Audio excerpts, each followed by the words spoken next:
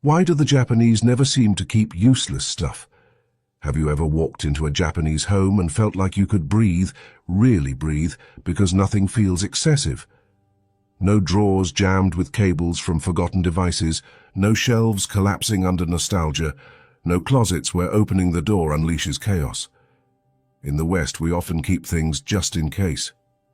In Japan, they ask, what does this object still bring to my life? Today, we explore a cultural mindset that goes far beyond cleanliness or decor. We'll dive into a worldview, part philosophy, part psychology, part survival, that has taught generations of Japanese not only how to live with less, but how to live better. This is about presence, about peace, and about why letting go might be the most powerful act of self-care we never learned.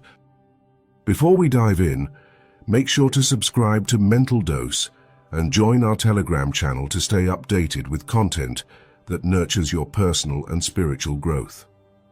Now, let's begin. In Japanese culture, minimalism is not a trend, it's a way of being. Rooted in centuries-old philosophies like Zen Buddhism and Shintoism, simplicity is seen as a path to clarity and harmony. It's about alignment between the inner self and the outer environment. Unlike Western consumerism, which often equates happiness with accumulation, Japanese culture teaches that owning more does not mean living more. The focus is on function, intention, and emotional resonance. Each object in a home has a role, and if it no longer serves, it's respectfully released. Even the architecture reflects this mindset. Rooms designed not to be filled, but to flow. Sliding doors, multi-purpose spaces, natural light and neutral colors allow the home to breathe and shift with the seasons. Emptiness is not absence, it's opportunity. The opportunity to rest, to focus, to feel peace without needing to be surrounded by noise or excess. But what underlies this simplicity is a deeply cultural value: modesty.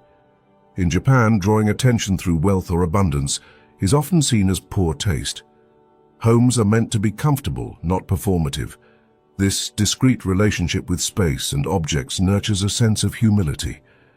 People are encouraged to find joy not in possessions, but in the quiet, ephemeral moments of daily life.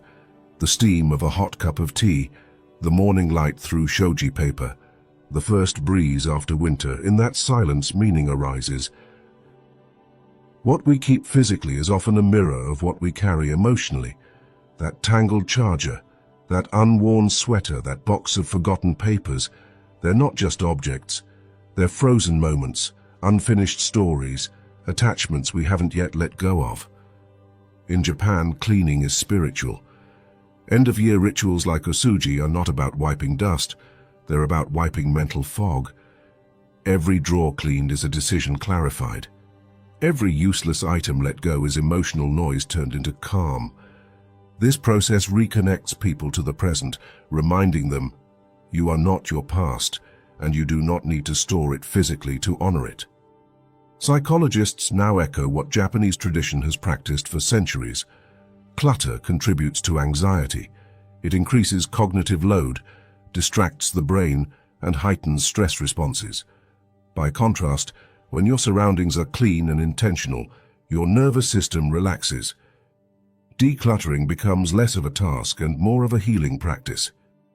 This link between the external and internal is so strong that even workplace culture reflects it. Many traditional Japanese offices begin the day with group cleaning, sweeping, wiping, aligning objects, because a tidy environment is seen as foundational for clear thinking. It's not just aesthetics, it's discipline, collective energy, and readiness.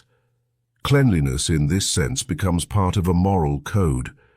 You're not just cleaning for yourself, you're respecting those who share the space with you. Japan's history with natural disasters has shaped a profound relationship with impermanence. Earthquakes, fires, and tsunamis have wiped entire communities away in moments. In that context, attachment to material things loses its weight. What matters is safety, life, memory, not possession. This fragility of existence has fostered a powerful resilience. Japanese people often prioritize adaptability and emotional detachment over physical accumulation. The practice of danshari, refusing the unnecessary, disposing of the excess and detaching from the desire, reflects this deep psychological training. It's not about expecting disaster. It's about living with the humility that anything can change at any time. And rather than fearing that truth, they embrace it. When you accept impermanence, you also accept flow. You make peace with the moment instead of trying to control it through what you own. And that surrender can be deeply liberating. This philosophy of impermanence is also at the heart of Japanese aesthetics, like wabi-sabi, the appreciation of things that are transient, aged, or imperfect. A cracked bowl is not discarded, but repaired with gold, making the fracture a symbol of resilience. In that gesture, there is a quiet but powerful message. Things are meant to change, wear, and eventually fade. Possessions are companions, not anchors. And when they're no longer useful, their departure is part of a larger rhythm of life. Before we move on, I truly hope this video is helping you see yourself through a deeper, more empowered lens. If you're finding value in these insights, consider sharing this video with someone who might need this reminder too. And if you'd like to support the growth of this channel and the kind of thoughtful content we create, you can do so by clicking the thanks button just below. Your support genuinely makes a difference and helps us keep bringing these meaningful conversations to life. Now, let's continue. In the age of overstimulation, the Japanese mindset feels radical. Slow down, own less, choose better. Many young people are even returning to flip phones and analog tools, not for aesthetics, but for mental health. Because clutter doesn't just live on your shelves. It hides in your photo gallery, your inbox, your endless tabs and to-do lists. The Japanese teach their children from an early age to fold their clothes, clean their rooms, and care for what little they own. Not to deprive them, but to raise them consciously. When you grow up knowing that value isn't in quantity, but in care, you become someone who doesn't need more to feel enough. And this simplicity creates space for what truly matters. Relationships become deeper, attention becomes sharper, emotional reactivity decreases. In a world where everything fights for your focus, the Japanese approach to space, physical, digital, and emotional, teaches that real richness lies in being fully present with less. Because when everything around you is intentional, so are you. Even in love and friendship, this philosophy applies. Rather than expressing affection through material gifts, the Japanese often show care through presence, small acts, and shared quiet. The absence of clutter is not emotional distance, it's emotional clarity. When a home is not overwhelmed with distractions, the people in it are more likely to see each other, hear each other, and simply be together. Spiritual minimalism is not about having less love, it's about removing what gets in its way.